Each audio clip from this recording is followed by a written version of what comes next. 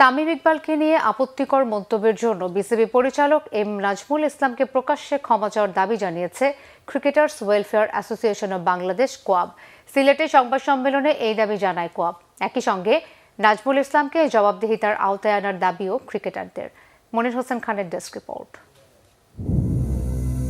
তামিম ইকবালকে ভারতের দালাল বলে ফেসবুকে পোস্ট করেন বিসিবি পরিচালক এম নাজমুল ইসলাম। পরে আরেকটি পোস্টে আবারও তামিমকে নিয়ে বিরূপ মন্তব্য করেন তিনি। বিতর্কে ঘি ঢেলে বিপাকে এই বিসিবি পরিচালক। সামাজিক যোগাযোগ মাধ্যমে কড়া সমালোচনা করেছেন জাতীয় দলের ক্রিকেটাররা। তাসকিন আহমেদ, মুমিনুল হক, তাইজুল ইসলামরা নাজমুল ইসলামকে নিজের পোস্টের জন্য ক্ষমা চাওয়ার দাবি জানিয়েছেন।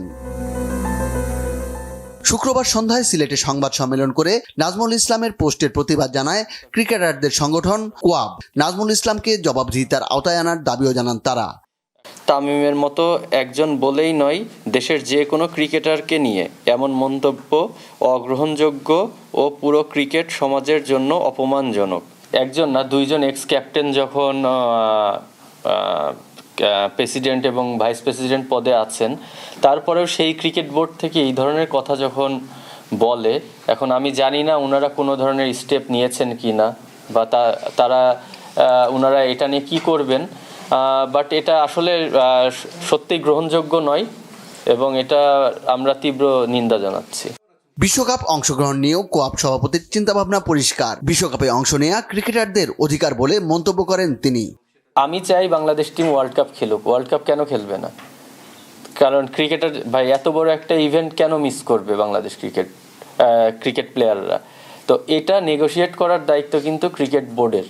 ক্রিকেট বোর্ড কিভাবে নেগোশিয়েট করে এই প্লেয়ারদের খেলার ব্যবস্থা করবে, সেটা সম্পূর্ণ দায়িত্ব ক্রিকেট বোর্ডের।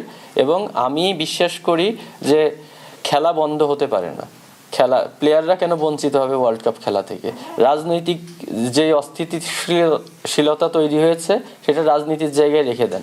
খেলাটাকে আল্লাহর রস্তে আপনারা রাজনীতির সাথে মিলাবেন না। আমরা প্রথমে চাই যে প্লেয়ারদের সেফটি অ্যান্ড সিকিউরিটি ইনশিওর করতে, এবং এই দায়িত্বটা সম্পূর্ণ ক্রিকেট বোর্ডের।